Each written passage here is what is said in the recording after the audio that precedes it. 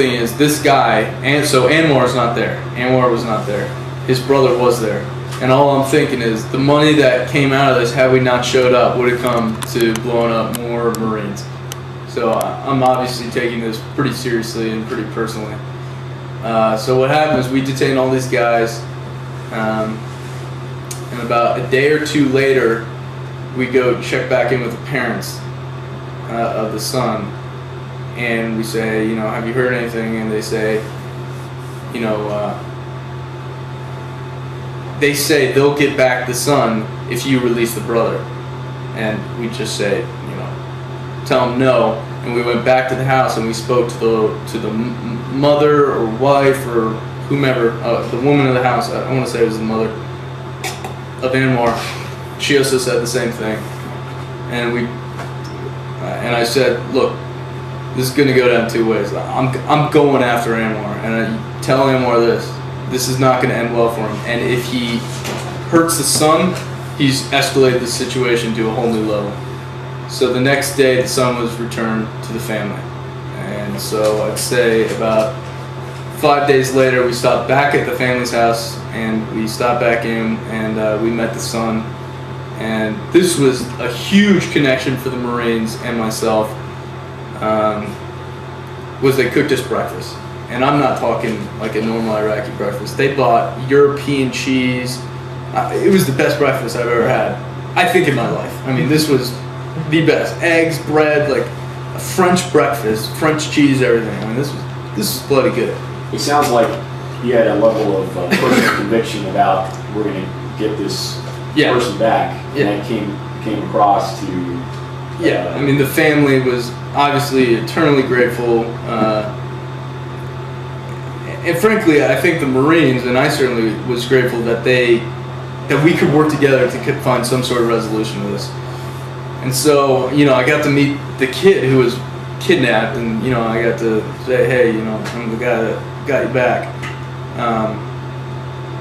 And the Marines were happy, the Marines were fed, and they started seeing certain things that they weren't expecting. So whatever, Anwar was still not caught. So I'm talking about till the day I left, I spent the rest of the deployment tracking down this guy. And it was, the Marines would laugh about it, because I'm talking every few days we're raiding different areas, and sometimes same areas, trying to get this guy. We had the whole neighborhood against this guy, where they would fly out signals for us, because we lived right across from him. And so we met contacts out in town. Tell us about Anwar. That guy's terrible for this neighborhood. He's harassing the neighbors. He's a straight up terrorist. We don't feel safe with him here. If you guys can get rid of him, we'd love you for it. And at this point, it was like, no, it doesn't work like that. You get rid of him, we'll do the work, but we need to work together. And so we started working together, and they started raising stuff up, and we'd come in. And it became a very dicey situation, because they had the potential to really, for obvious reasons, they fly up a flag and something goes wrong. That's a bad situation. And we explained how that would not be beneficial to them as well. If they, for some reason, want to play some kind of game with us and, trigger a false alarm, and it leads to a bad situation. So... Well, how did they contact you? I mean, how they... They'd run a flag up on their roof. Oh, literally, they would run a flag. No, they had laundry up there, and so when they washed a certain color flag, our posts were instructed to look at a specific house, and when they saw this specific flag, they would wave it. And so that's when we would launch. Maybe not immediately, but within a certain designated. His girlfriend also lived, got to know his girlfriend pretty well. His girlfriend also lived in the ghetto over here, and I explained to her to tell to him certain messages that would convey my unhappiness with him. So... Oh, where was it again? It was right here in the ghetto, which was just due east of our position, southeast.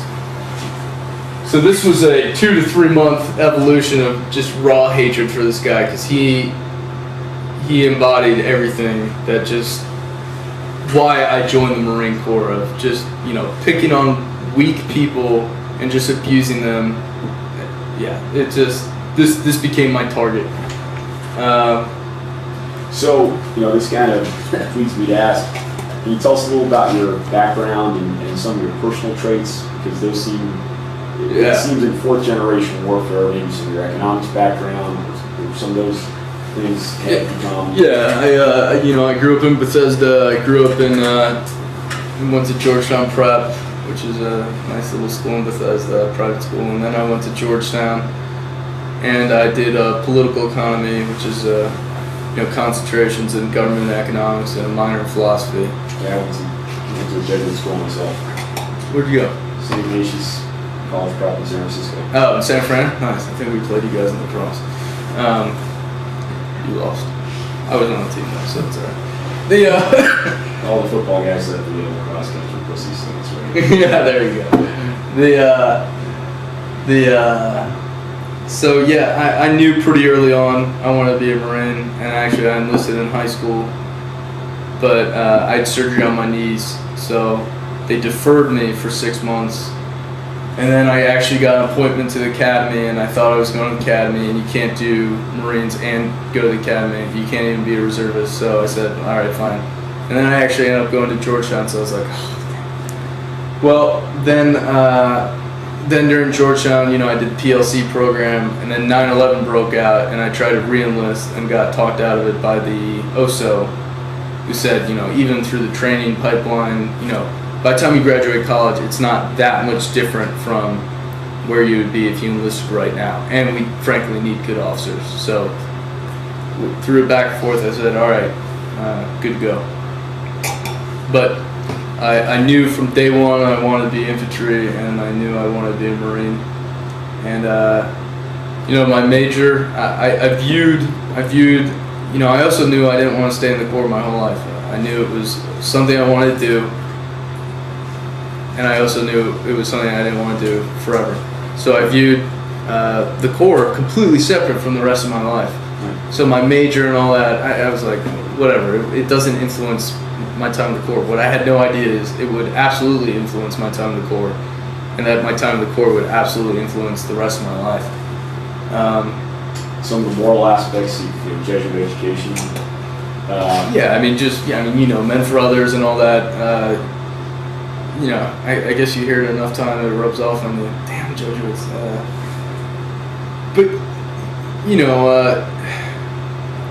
And this may come off wrong, but even growing up, I don't want to say privileged, but even growing up in a healthy environment and all that, I never had any problems. I never really had any big issues.